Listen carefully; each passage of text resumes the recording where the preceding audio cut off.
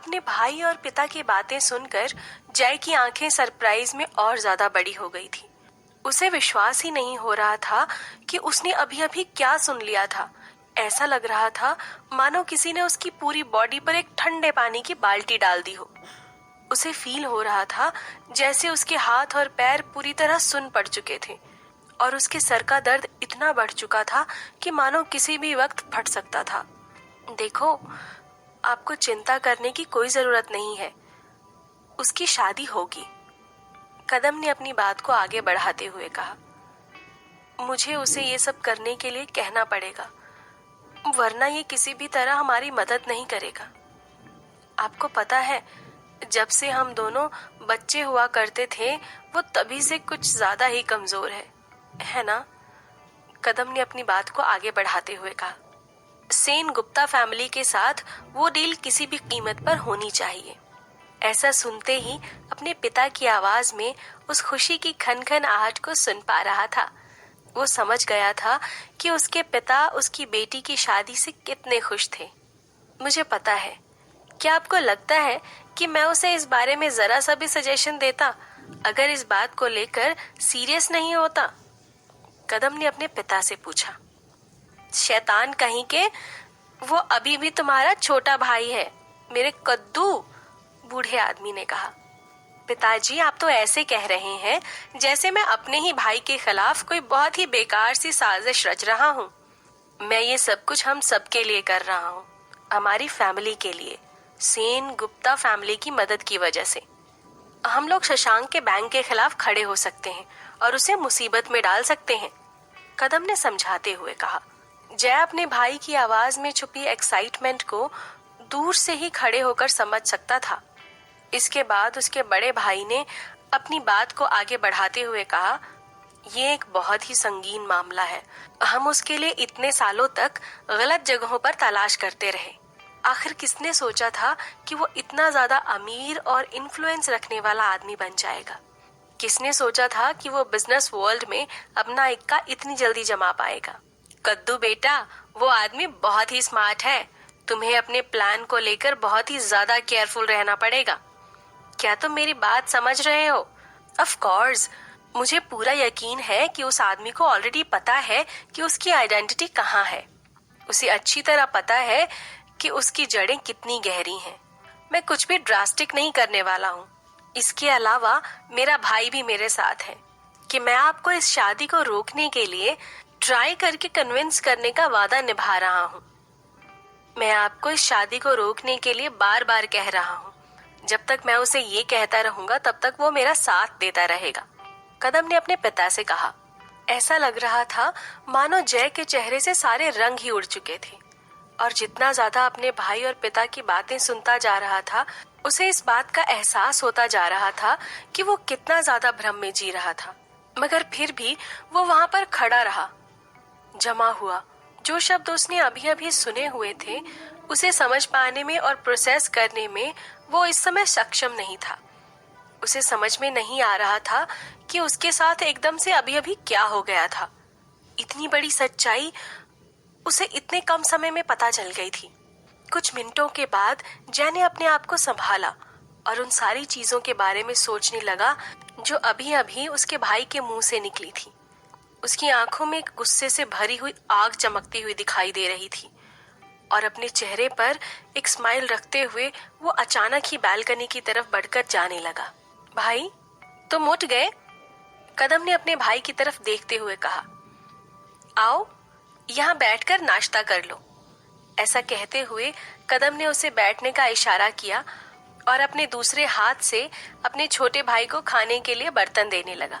इसके रिस्पॉन्स में जय ने अपना सर हिलाया और अपने भाई की तरफ देखकर मुस्कुराने लगा। इसके बाद वो अपने पिता की तरफ देखकर कहने लगा, मुझे बहुत ज्यादा भूख लग रही है। उसकी टोन में बहुत ज्यादा शांति थी। उसके अंदर जो इमोशंस की ज्वाला भड़क रही थी उसकी आवाज में उसकी जरा से भी भनक नहीं सुनाई दे रही थी। उसने अपने अंदर के गुस्से को अपने अंदर ही रखा हुआ था। उसका सेल्फ कंट्रोल कमाल का था। उसने तुरंत अपना सर नीचे किया और वेस्टर्न स्टाइल ब्रेकफास्ट को धीरे धीरे खाना शुरू कर दिया। ये ब्रेकफास्ट उसके जाने माने कुक ने उसके लिए बनाया था। और उसे खाते हुए उसे पिछली रात देखा हुआ सिमरन का चेहरा याद आने लगा। उसे किसी तरह सिमरन के पास जाकर उससे बात करने का कोई ना कोई तरीका ढूंढना था। उसे अपनी बेटी को इन फैमिली कहे जाने वाले मास्टर से किसी न किसी तरह बचाने का रास्ता ढूंढना ही था। वो अपनी बेटी को इस तरह इन लोगों के मंसूबों के हत्थे चढ़ते हुए नहीं देख सकता था। उसे अपनी बेटी को बचाना ही था। शशांक का घर, तुम किसी ऐसे इंसान के लिए कुछ ज्यादा ही शानदार नहीं लग रहे हो जिस पर अभी अभी मर्डर का इल्जाम लगाया गया है। सिमरन ने मुस्कुराते हुए फ्रेश ऑरेंज जूस का घूंट भरते हुए कहा। इसके बाद वो शशांक की तरफ देखने लगी, जो उसके साथ ही बैठकर ब्रेकफास्ट करना शुरू कर चुका था। तुमने जो कुछ भी किया था वो बहुत ही डेंजरस काम था। ऐसा कहते हुए शशांक ने अपनी आईब्रो को हिलाया और सिमरन के कमेंट्स को रिस्पॉन्स में इग्नोर करने लगा। इसके बाद वो आगे कहने लगा, तुम्हें ये पता नहीं था कि ये एक जाल है। तुम इतना कि असली किसी विटनेस के साथ इस तरह से कैसे बात कर सकती थी। पिछली रात उन दोनों के बीच में कोई भी बात इसलिए नहीं हो पाई थी क्योंकि शशांक को इस बात का पता ही नहीं था कि गाला के पहले क्या हो चुका था। मगर ऐसा कुछ भी नहीं था, सिमरन ने बेफिक्री से जवाब देते हुए कहा। इसके बाद वो आगे कहने लगी, इसके अलावा मैंने उससे बस बातें ही की थी। मैंने उसे कोई धमकी नहीं दी थी। हम दोनों वहाँ पर बैठकर डॉग्स के बारे में बातें कर रहे थे। मुझे डॉग्स बहुत पसंद है। तुम एक बहुत बड़ी वाली और बहुत बुरी झूठी हो। तुम्हें झूठ बोलना बिल्कुल भी नहीं आता है। ऐसा कहते हुए शशांक के मुंह से एक आह निकली। वो उसके चेहरे से साफ साफ दिखाई दे रही थी, लेकिन उसने तुरंत उसे एक स्माइल के साथ रिप्लेस करते हुए सिमरन का हाथ पकड़ते हुए कहा, थैंक यू, तुमने मेरे लिए ये सब कुछ किया। मैं बस इतना चाहता हूँ कि अगली बार तुम केयरफुल रहो, बस इतना ही। अब क्योंकि तुम इस बारे में सोच सोच कर इतने परेशान हो रहे हो तो मैं तुम्हें इसके बदले में अपना टाइम दे सकती हूँ। या फिर तुम एक काम करो, अब तुम्हें इतना ही पछतावा हो रहा है तो तुम मुझे मेरे टाइम के बदले में कुछ दे सकते हो, सिमरन ने शशांक को चिढ़ाते हुए कहा। इसके बाद वो आगे कहने लगी, मैं कैश एक्सेप्ट करती हूँ। जैसे ही शशांक ने सिमरन की बात सुनी वो हंसी का ठहाका मारकर जोर से हंसने लगा और इसी वजह से दोनों के बीच में गर्माता हुआ माहौल तुरंत ही इज आउट हो गया था। तुम्हारा प्रोजेक्ट कैसा था? मैं सोच रहा हूँ कि तुम मेरे लिए वहाँ पर इसलिए वेट कर रही थी क्योंकि तुम्हें किसी चीज की जरूरत थी, शशांक ने सिमरन से पूछा। स्मार्ट हो तुम, सिमरन ने अपना सर हिलाते हुए कहा। सुबह के ऑलरेडी 10 बज चुके थे और शशांक 1 घंटे पहले ही उठा था। वो इस समय उससे इस बारे में बात करके उसकी स्लीप को डिस्टर्ब नहीं करना चाहती थी, क्योंकि उसे पता था कि कल हुई आपाधापी की वजह से वो बहुत ज्यादा थका हुआ है। सिंगापुर में मुझे लॉयन ग्रुप की वजह से काफी मुश्किलें झेलनी पड़ रही हैं। वो लोग गवर्नमेंट के कुछ लोगों के बहुत ही ज्यादा करीबी हैं। उन्होंने उन लोगों से कहकर मुझे हमने इजली की ब्रांच का कंस्ट्रक्शन करने के लिए जो परमिट चाहिए उसमें काफी अड़चनें खड़ी कर दी हैं। उन लोगों की वजह से गवर्नमेंट ने मुझे मेरी ब्रांच का कंस्ट्रक्शन का परमिट देने से मना कर दिया है। शशांक सिमरन की तरफ 1 सेकंड के लिए देखता ही रह गया। उसे पता था सिमरन ने अभी तक अपनी बात खत्म नहीं की है, इसलिए उसने अपने होंठ वापस बंद कर लिए और सिमरन के कंटिन्यू करने का इंतजार करने लगा। मुझे लगता है हमें तुम्हारे ग्रैंडफादर से जल्द मिलना चाहिए। इसके अलावा मुझे ये भी पता चला है कि लतिका की शादी सेन गुप्ता फैमिली के किसी आदमी से करने की बात हो रही है। उस फैमिली के जो बैंक हैं वो वर्मा कैपिटल के डायरेक्ट कॉम्पिटिटर हैं। वो उन लोगों को तुम्हारे खिलाफ खड़ा करने की कोशिश कर रहे हैं। मुझे पूरा यकीन है, हमें ऑलरेडी पता है कि ये सब कुछ कहा जा रहा है, सिमरन ने कहा। वो शादी नहीं होगी, शशांक ने सिमरन की बात का जवाब देते हुए कहा। इसके बाद वो आगे कहने लगा, मुझे पूरा यकीन है कि जो कुछ भी तुम्हारे पिता और ऋतिक के साथ जो कुछ भी हुआ उसके लिए रिस्पॉन्सिबल है वो बूढ़े मिस्टर वर्मा ही हैं। वो चाहते हैं कि मेरे लिए मुसीबतें खड़ी हो जाएं, ताकि मेरे पीठ पीछे वो अपने ही प्लान के साथ आगे बढ़ सकें। हो सकता है कि वो नहीं चाहते हैं कि हम दीनदयाल फैमिली से बात करें। मैं अभी भी इस बात को लेकर पूरे यकीन के साथ नहीं कह सकता हूँ, लेकिन इसके बारे में जल्द से जल्द पता लगा लूंगा। क्या आज तुम्हारे कोई अपॉइंटमेंट है? शशांक ने सिमरन से ऐसे ही पूछा। मैं आज जाकर अपने फादर से मिलूंगी, सिमरन ने कहा। तुम इस बार क्या करने वाली हो? शशांक ने तुरंत अपनी आईब्रो उठाते हुए कहा। महज 1 सेकंड की देर में उसकी आंखों में एक अंडरस्टैंडिंग वाला भाव साफ साफ दिखाई देने लगा। वो कहने लगा, ठीक है, मैं कुछ फूल भिजवा दूंगा। सिमरन उसके रिस्पॉन्स में बस मुस्कुरा ही रही थी। पता नहीं किस वजह से उसे इस बात के लिए बहुत ज्यादा पछतावा हो रहा था कि उसने उदयपुर में कदम रखते ही मिस्टर कपूर और उनकी फैमिली से तुरंत डील क्यों नहीं की। उसे हमेशा लगा था कि वो सब बहुत छोटी छोटी मक्खियां हैं और सिमरन की चालें उनके लिए कुछ ज्यादा ही बड़ी हैं। उसने कभी भी एक्सपेक्ट नहीं किया था कि उन लोगों को सपोर्ट करने के लिए इतना अच्छा आदमी मिल जाएगा। आज वो इस फैमिली को पूरी तरह से खत्म कर देना चाहती थी और एक बड़े से अजंता की तरफ बढ़ना चाहती थी। उसकी रेडार पर अगले बड़े लोग थे, लॉयन फैमिली और वर्मा फैमिली।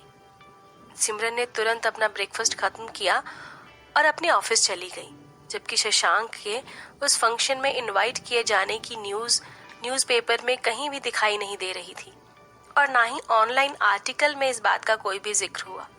पिछली रात किए गए सारे एफर्ट्स के बाद भी जब सिमरन को वो नहीं मिला जो उसे चाहिए था, तो सिमरन ने हार नहीं मानी। वो अभी भी इस बात की पुष्टि करना चाहती थी कि मिस्टर करण कपूर और बाकी लोग इंटेंशनली इस बात को हर जगह आज स्प्रेड न कर पाए। उसने ऑनलाइन और सोशल मीडिया पर सारी न्यूज को फिल्टर कर दिया। हालांकि सिमरन और शशांक कोई भगवान नहीं थे।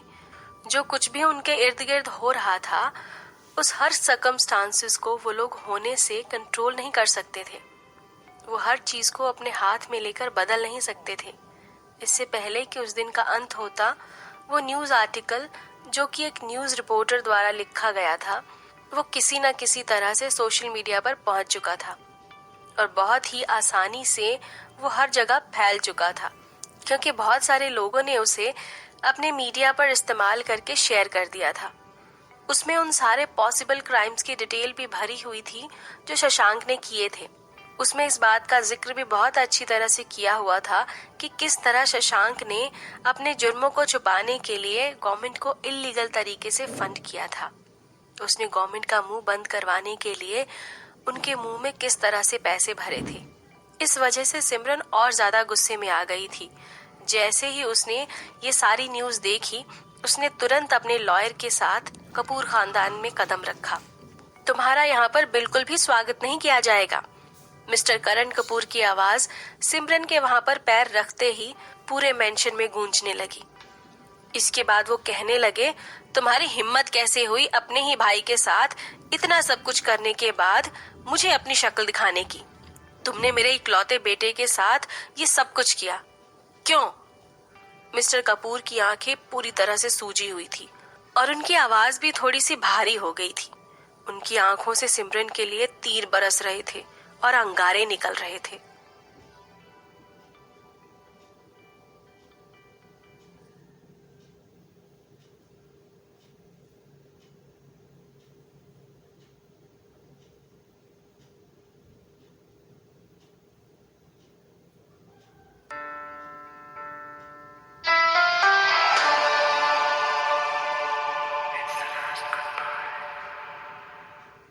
फूलों को अंदर ले आओ, सिमरन ने कहा। ऐसा कहते हुए उसने मिस्टर कपूर की उस पर बरसने की आवाज को इग्नोर कर दिया था। सिमरन के ऐसा कहते ही दर्जनों आदमी जिन्होंने ब्लैक सूट पहना हुआ था, तुरंत व्हाइट लिली के बुके लेकर अंदर घुस गए। तुम बदतमीज लड़की! रिद्धिमा ने तुरंत ऐसा कहते हुए सिमरन की तरफ कदम बढ़ाया। इसके बाद उसने अपना हाथ उठाया और सिमरन को थप्पड़ मारने की कोशिश की, लेकिन उसके एक बॉडीगार्ड ने उसे तुरंत अपनी जगह पर रोक दिया। मिसेस रायचंद, मुझे नहीं लगता कि आप मुझे मारना चाहती हैं या किसी तरह की चोट पहुंचाना चाहेंगी। सिमरन ऐसा कहते हुए मुस्कुराकर अंदर की तरफ बढ़ने लगी। जिन भी लोगों ने उसकी बातें सुनी वो सभी आपस में बातें करते हुए आहें भरने लगे। रिद्धिमा और मिस्टर कपूर की आंखें अचानक एक दूसरे से टकराई और इसके बाद उन लोगों ने अपने कुछ आदमियों को सिग्नल देते हुए आगे जो कुछ भी होने वाला था उसकी वीडियो लेने के लिए कहा। उन्हें यकीन था कि सिमरन के यहाँ आने की वजह से कुछ न कुछ आपाधापी तो जरूर होगी। दरअसल उन लोगों ने ऑलरेडी अपना माइंड मेकअप करके रखा हुआ था और एक्सपेक्ट कर रहे थे कि ऐसा कुछ न कुछ जरूर होने वाला है।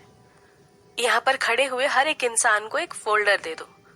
सिमरन की आवाज एक बार फिर उस जगह पर गूंज उठी। कौन से फोल्डर? मिसेस कपूर ने पूछा।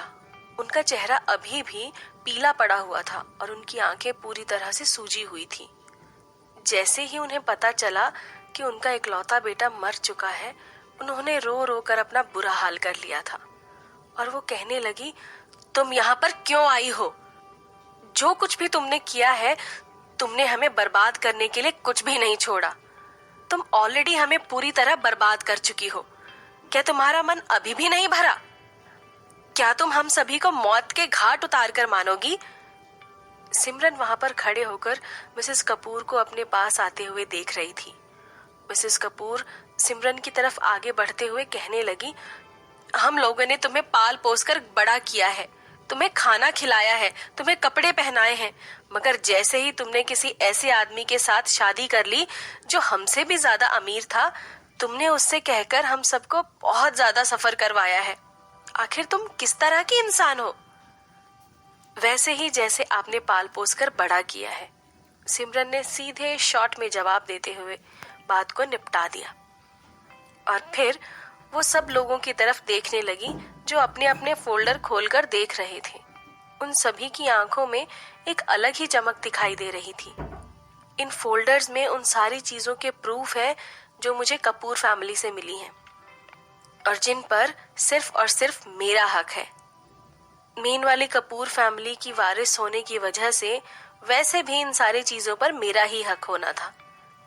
इसमें आप देख सकते हैं कि मेरा और मेरे बायोलॉजिकल फादर का डीएनए टेस्ट भी रखा हुआ है। मेरे पिता मिस्टर चंद्रशेखर कपूर, जो कि मेन वाली कपूर खानदान के करंट मास्टर हैं। क्या आप लोग देख सकते हैं?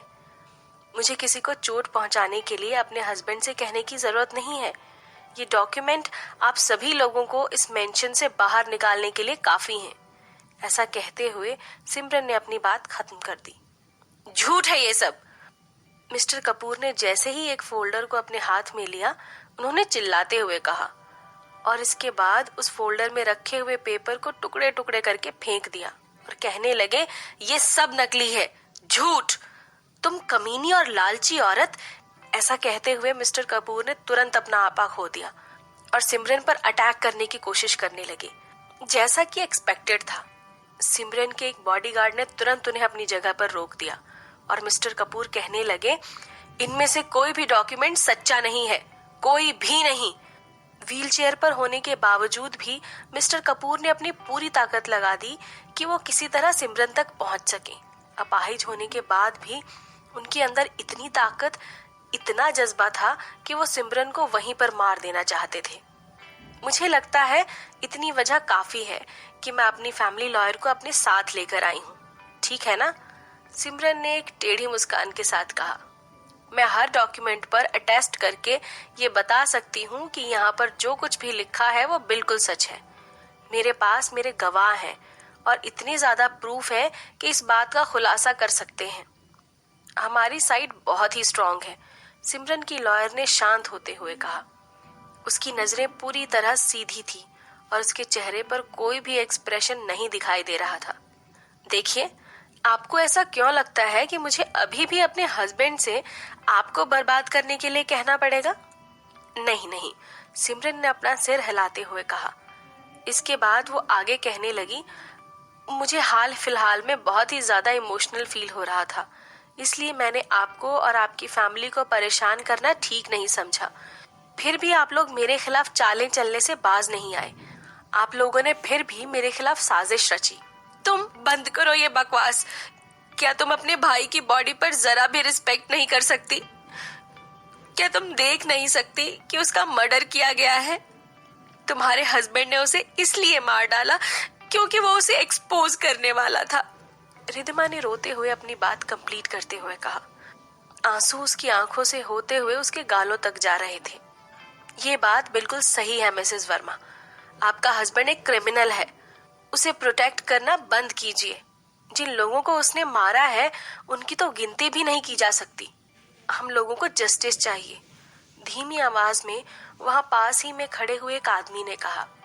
अमीर लोगों के संदूकों में अक्सर बड़े बड़े राज छुपे हुए मिलते हैं। ये ऋत्विक का बैड लक था कि वो भी ऐसे ही किसी पछड़े में पड़ गया है। कम से कम गवर्नमेंट को इतनी पावर तो दीजिए कि वो मिसेस वर्मा को इन्वेस्टिगेट कर सके। अगर आपके पति वाकई में इनोसेंट है तो फिर आपको किसी भी बात का डर नहीं होना चाहिए। मैंने सही कहा ना? एक आदमी ने कहा। सही बात है, मैं भी आपकी बात से बिल्कुल सहमत हूँ। एक ऐसे आदमी के तौर पर जो कि इस परिवार के इर्द गिर्द काफी लंबे समय से घूम रहा हो। हम दोनों को अच्छी तरह पता है कि मिस्टर वर्मा इतने कम समय में कैसे इतने ज्यादा कामयाब हो गए हैं। ऐसी एक्सपेक्टेशन तो है कि उनके बहुत ज्यादा काले राज हैं जो अभी तक लोगों से छूटे हुए हैं।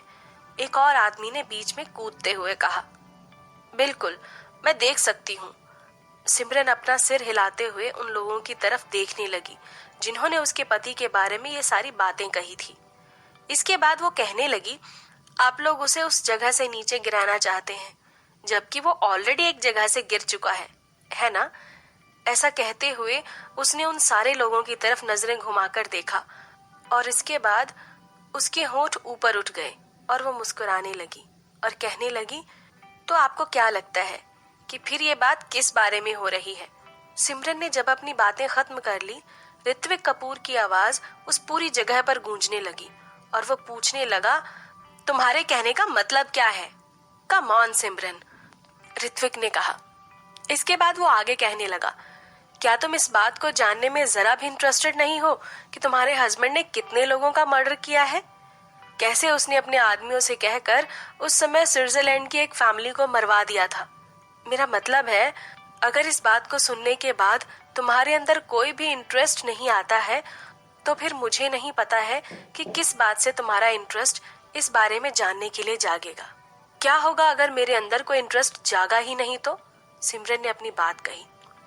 कैसा रहेगा अगर मैं तुम्हें बता दूं कि मेरे पास इतना ज्यादा प्रूफ है जिसकी वजह से मैं उसे पूरी जिंदगी जेल में सड़ा सकता हूँ। ऋत्विक ने अपनी आईब्रो ऊपर उठाई और सिमरन उसकी बातें सुनकर अपनी आंखें छोटी करके उसकी तरफ देखने लगी। तुम्हें क्या चाहिए? सिमरन ने पूछा। स्टार्टर्स के लिए मैं चाहती हूँ कि कपूर फैमिली वापस मेरे नाम के अंदर आ जाए, ऋत्विक ने कहा। रिकॉर्डिंग स्टॉप हो गई और वहां पर बहुत सारे लोगों के आपस में बात करने की आवाज और आह भरने की आवाज आने लगी। देखा, सिमरन ने अपनी आईब्रो उठाते हुए कहा।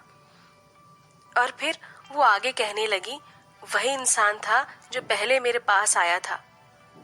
वो चाहता था कि मैं वो कंपनी उसके नाम कर दूं जो कभी उसकी थी ही नहीं। हालांकि ये सबूत काफी नहीं था जिसकी वजह से मैं किसी तरह की इन्वेस्टिगेशन चालू करवा सकूं। इसलिए मैंने उसे वहां से जाने दिया, सिमरन ने अपने कंधे उचकाते हुए कहा। इसके बाद वो आगे कहने लगी, अगर मैं उसे मरवाना चाहती तो क्या मैं उसे एक्सीडेंट के जस्ट बाद ही नहीं मरवा डालती? इसकी वजह से और ज्यादा लोगों का टेंशन इस तरफ की ओर अट्रैक्ट हो गया होता। अगर आपको लगता है कि आप इस इंसिडेंट का इस्तेमाल करके मुझे हरा सकते हैं तो आप गलत हैं मिस्टर कपूर, आप पूरी तरह से गलत हैं। जिन लोगों ने सिमरन की बात सुनी वो तुरंत अपनी आईब्रो नीचे करने लगे। सिमरन की बात में दम था, वो बिल्कुल सही कह रही थी। अगर वो किसी को मरवाने की कोशिश करना चाह रही थी तो वो वाकई में ऐसा कुछ करती जिसकी वजह से मीडिया और पुलिस की अटेंशन उसकी तरफ अट्रैक्ट ना हो। वो खुद इन सब चीजों में पढ़कर हाईलाइट नहीं होती। वो कोई बेवकूफ नहीं थी। वो इस इंडस्ट्री में बहुत सालों से काम कर रही थी। उसे इस इंडस्ट्री के काम करने का तरीका अच्छी तरह से पता था। अब जबकि मैंने सारी चीजें क्लियर कर ली हैं, वक्त आ गया है जब मैं उन चीजों के बारे में पूछूं जो आप मुझे देने के लिए लायबल हैं। क्या आप सही नहीं हैं? पिताजी, ऐसा कहते हुए उसने करण कपूर को देखकर एक चमचम आहट से भरी स्माइल दी। इसके रिस्पॉन्स में मिस्टर कपूर के चेहरे का रंग ही उड़ गया। उन्होंने अपना मुंह खोलकर कुछ कहने की कोशिश की, लेकिन सिमरन की बातों के जवाब में उनके पास कुछ भी नहीं था जिससे वो अपने आप को डिफेंड कर सकते थे। उन्होंने अपना मुंह तो खोला, लेकिन वो कुछ भी नहीं कह पाए। मिस्टर कपूर को अच्छी तरह से पता था कि सिमरन जो कुछ भी उसके बच्चे के साथ हुआ था, उस बात को जानने के बाद उन पर कड़ी नजरें रखे आ रही थी। उन्हें हमेशा से ही पता था कि ये वक्त जरूर आएगा, मगर वो हमेशा ऐसे तरीके से पीछे लगे हुए थे जिससे इस वक्त को आने से रोक सकें। मुस्कुराते हुए चेहरे को देखकर सांस लेते हुए अपना सलाइवा सटक लिया। शायद उन्हें सिमरन के इतने बड़े मूव की उम्मीद नहीं थी।